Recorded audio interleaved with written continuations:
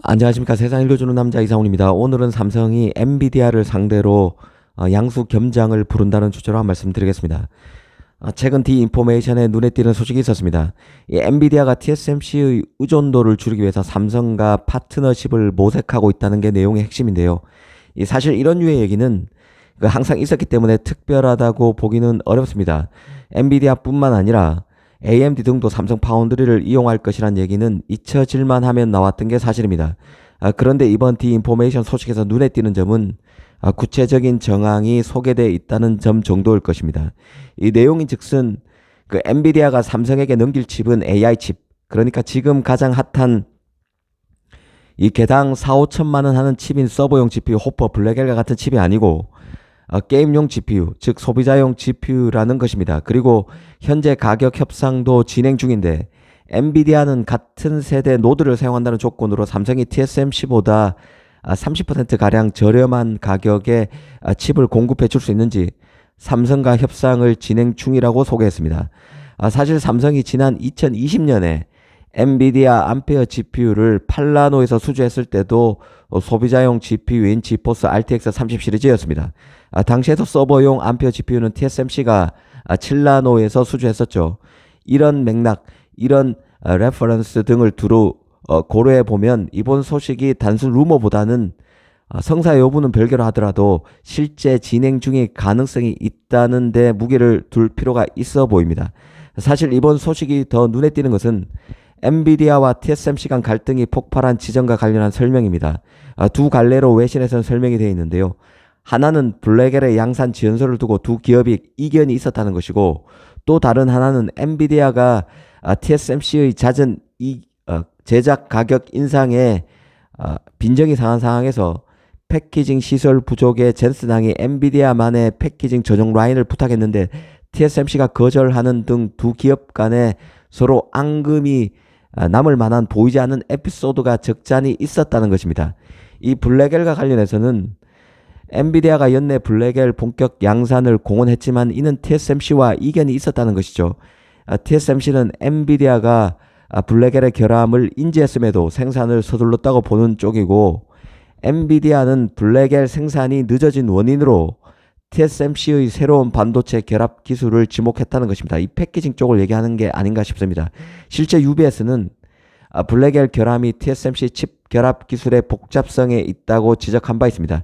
사실 이런 부분은 파운드리에서는 수시로 일어나는 일입니다. 사실 개인적으로는 진짜 엔비디아가 삼성 파운드리에 일부 게임용 GPU를 맡긴다고 해도 젠슨항이 블랙엘 양산 지연설과 관련해서 TSMC와의 갈등 때문에 이런 일을 도모했다고 보지는 않습니다. TSMC가 기술 리더십을 가진 칩 제조 업체인 만큼 천하의 엔비디아라도 TSMC와의 이견은 인정해야 될 부분이 있는 것이고 조율해야 할 성격이지 배척해야 할 대상은 아닐 것입니다. 그렇다면 문제의 원인은 보다 본질적인 것에 주목해야 한다는 생각인데요. TSMC의 파운드리 수주 가격이 너무 비싸다는 점 말입니다. 그리고 팹리스가 대거 TSMC로 몰리는 상황에서 천하의 엔비디아도 TSMC에서 VVIP 대접을 못 받는다면 내부 불만이 누적됐을 수 있습니다. 사실 젠슨항이 TSMC에 엔비디아 칩만을 위한 패키징 전용 라인을 설치해달라는 요구는 일전에 이미 소개해드린 바 있습니다.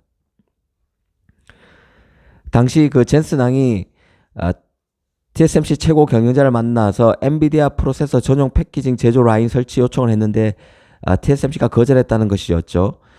이 일이 있었던 것은 올 초에 있었다고 합니다.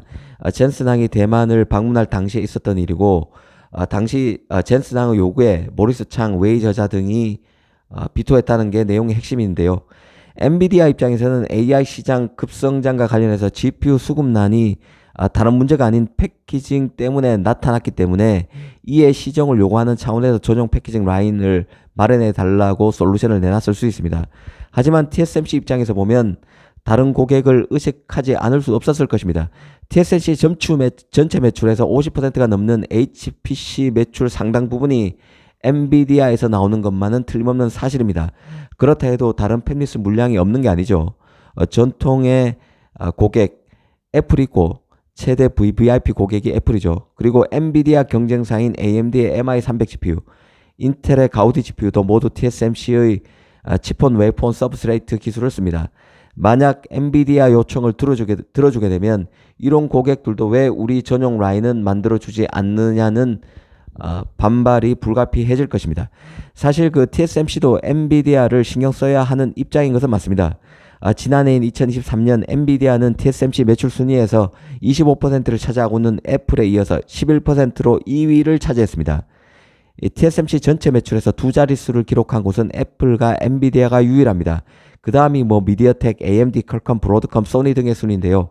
아마 올해는 엔비디아가 전체 1등으로 올라서든지 아니면 애플과의 격차를 크게 줄인 사실상 1등과 2등이 붙어있는 수준의 1위에 오를 가능성이 큽니다. 그래도 엔비디아는 AI품 전만 해도 TSMC 입장에서는 선골 고객이 아니었습니다. 엔비디아는 항상 합리적인 선택을 했었던 업체죠. 암페어 GPU를 삼성에 줬던 게 엔비디아입니다.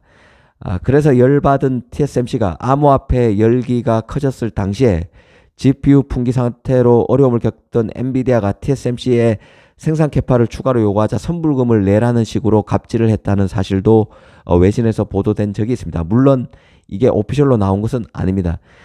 다만 엔비디아가 TSMC로부터 받는 대접에 불만이 있을 수 있고 또 현실적으로도 TSMC의 가격이 너무 비싸다는 점 때문에 엔비디아가 시장에서 불이익을 받을 수 있다는 위기의식이 생길 수 있는 점은 충분히 합리적인 추론이라는 생각입니다. 어찌됐든 TSMC 입장에서는 엔비디아 전용 패키징 라인 설치에 동의하게 되면 다른 팹리스들이 삼성 파운드리로 이동하는 것에 대해서 보다 적극적으로 모색할 가능성이 있다고 보고 TSMC로서도 엔비디아에 비토했다고 봅니다. 그간 이런 저간의 배경을 다 따져보면 이번 인포메이션 소식은 삼성 입장에서는 모처럼만의 긍정적인 소식이라고 볼 수 있습니다. 삼성은 엔비디아 HBM 컬 테스트가 지지부진하면서 시장의 신뢰를 잃어가고 있는 상태인데요. 소비자용 GPU라도 엔비디아 칩을 수주하게 되면 다시 반전의 모멘텀 마련이 가능할 것입니다. 삼성은 특히 이번에 12나노급 24기가비트 GDDR7 D램 개발도 완료했다고 밝혔습니다. 이 제품은 업계 최고 사양을 구현한 그래픽용 메모리인데요. 24기가비트의 고용량과 40기가bps 이상의 속도를 갖췄습니다. 사실 그 엔비디아 차세대 GPU인 블랙엘 GPU에서 또 하나 생각해 봐야 할 게 GDDR7의 향배입니다. 그간 시장에서는 데이터 센터가 아닌 소비자용 블랙엘 GPU RTX 50 시리즈죠. 이 RTX 50 시리즈에서는 GDDR7 메모리가 사용되는 것으로 확정되어 있는데요. 당장이야 블랙엘 GPU도 서버 수요부터 충당하겠지만 일반 소비자용 RTX 50 시리즈도 조만간 나올 것이고 아마 내년인 2025년 초에 시장에서 출시될 것으로 보고 있습니다. GDDR7 경쟁과 관련해서 가장 앞서 있는 곳은 현재는 삼성인데요. 이번에 나온 제품 속도가 40GBps 이상입니다. 엔비디아와 그래픽 D램 작업을 함께 해온 메모리 업체는 마이크론인데 마이크론 로드맵을 보면 올해와 내년은 32GBps 정도입니다. 현재 호퍼 GPU RTX 40 시리즈 GPU는 17GBps에서 23GBps 사이 클럭으로 GDDR6X와 GDDR6 메모리가 사용되고 있는데 이걸 삼성이 블랙엘에서 가져갔으면 하는 바람이 있습니다. 사실 그 GDDR 그래픽 D램은 HBM과 함께 AI 분야에서 쓰임새가 확대되고 있습니다. 상대적으로 저렴한 가격이고 빠른 속도와 높은 전력 효율이 가능해서 AI 전용 데이터 센터 등의 탑재가 늘어나고 있는 추세입니다. 이 삼성이 칩을 만들고 있는 AI 스타트업 텐스토렌트 같은 경우도 HBM 대신 GDDR6를 사용하고 있습니다. 삼성이 암페어 때처럼 소비자용 엔비디아 GPU를 파운드리에서 수주하고 그래픽 D램도 마이크론에서 뺏어올 수 있을지 살펴보는 것도 흥미로운 포인트가 될 것입니다. 감사합니다.